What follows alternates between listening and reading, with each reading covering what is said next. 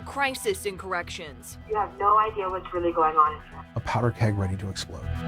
Sex traded for contraband. You can get as much in there as you can out on the street. Too few guards with lives on the line. They have no one to back them up. And lives cut short with families fighting for justice. She never, ever got one treatment for cancer. I'm not a human being. Violence, danger, driving medical workers off the job. Everyone who passes our gates and barbed wire, I believe, chills go through the spine. And entire communities left in the wake of shut down prisons, too understaffed to operate, as pressure builds to protect those inside. You've got a lot of people that are wondering, how's it going to turn out? I'm Kylie McGivern. And I'm Adam Walser. For months, the I-Team has crisscrossed the state from Miami to Tallahassee, Tampa to Orlando, and the small towns in between, home to the state's largest prisons. We've met with people profoundly impacted by a crisis kept out of sight. A hidden problem too big to ignore. A tinderbox of a corrections system dangerously close to an emergency release of prisoners into our communities. During our investigation, we uncovered a labor shortage, outdated policies, and decades of neglect by Florida's leaders, leading the nation's third largest prison system to the brink of collapse. And it's not just affecting the prisoners, but also the employees charged with keeping the system running, and the public as tax dollars pour into the state's largest agency. We're shedding light on these mounting problems and the impact beyond prison gates as the demand for change, accountability, and safety grows. The Florida Department of Corrections has 24,000 employees, 80,000 inmates, and a $2.6 billion budget. But we've uncovered that department is edging toward disaster due to a staffing crisis that threatens the safety of employees, inmates, and the public.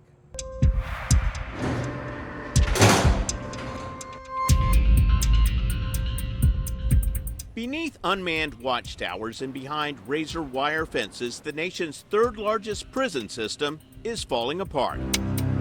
Of 18,000 security positions in the Florida Department of Corrections, 5,500 are vacant. The Department of Corrections is in collapse. What is it going to take to get everybody's attention? The problem is when you have a prison crisis, it can lead to terrible, terrible outcomes. The staffing shortage is triggering the closure of prisons, work camps, and work release centers, forcing the state to pack inmates into hellishly hot facilities where some have to sleep on floors. God forbid that we have a riot on any of our prisons. We're gonna have a lot of hurt people, dead people. Florida lawmakers will return to Tallahassee for the 2022 legislative session with a mandate to fix Florida's overcrowded, understaffed, and dangerous prisons. If you think it's something that doesn't affect you and your family, think again. If things get to a critical mass, then the Department of Corrections Secretary has to do a structured emergency release of certain inmates. We are inches away from emergency release in Florida. And you have a lot less control on who you let go in that situation. Absolutely. But it is going to be people who should still be incarcerated that are going to be released early. At a time when restaurant, retail, and service workers are hard to find, it's nearly impossible to recruit and keep corrections officers. The starting salary for corrections officers is about $34,000 a year, and about 40% of our corrections officers will leave within the first year, 60% will leave within 2 years. Working conditions are better almost anywhere else. 85% of our facilities are not air conditioned in the state. And while people say, well, that's fine for the inmates, try to recruit a corrections officers to work in an unair conditioned space in the middle of August in Florida. Department of Corrections Deputy Secretary Ricky Dixon recently briefed lawmakers. There's a minimum number of staff that must be present to safely patrol and operate those dorms housing 140 to 250 inmates. He says federal standards require 4 guards for each dorm with up to 250 inmates. Most Florida prisons, Dixon says, have 1 officer per dorm per shift. They have no one to back them up. They're alone and they're at the mercy of other inmates, not staff, but other inmates to come to the rescue. This footage was leaked to our Script station in Phoenix. It shows guards chased down and beaten by inmates after cell door locks malfunctioned. In Florida, most inmates are in dorm facilities. No bars separate them from officers who often have little experience. We've moved down to hiring 18-year-olds, so kids fresh out of high school now.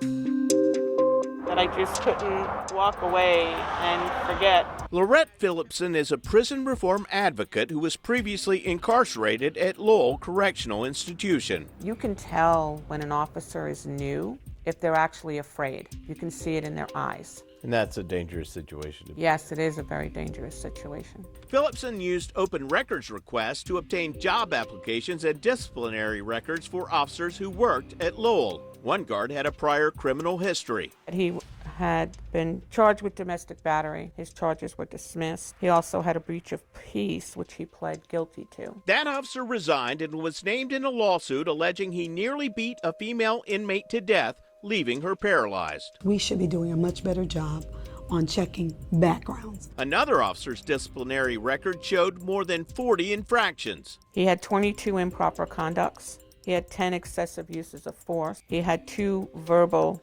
abuses, and he had 7 sexually related complaints. This is a guy who resigned, got a job back there at the same place a year later, was hired on by the people who did these reports. Yes, and not only that, but he was able to move through the ranks of the Department of Corrections from a correctional officer all the way up to a lieutenant. That officer was eventually terminated after he was charged with sexually abusing his stepdaughter. It's the absolute best job I ever had. Florida Department of Corrections is recruiting with flashy online videos. You'll be influencing lives while safeguarding our institutions and offering bonuses. Also offering a $1,000 sign-on bonus. I've been to facilities in the last month where they had 135 vacancies at that facility, and they only had 3 applicants. Representative Diane Hart says it used to be easier to find recruits in the rural communities where most prisons are located. It's generational. That's all the family has done. So the children become that, and the uncle and cousins, and everybody works in these facilities together. 20-year-old Tristan Weaver was recruited while at Dixie County High School to work at the Cross City Correctional Institution.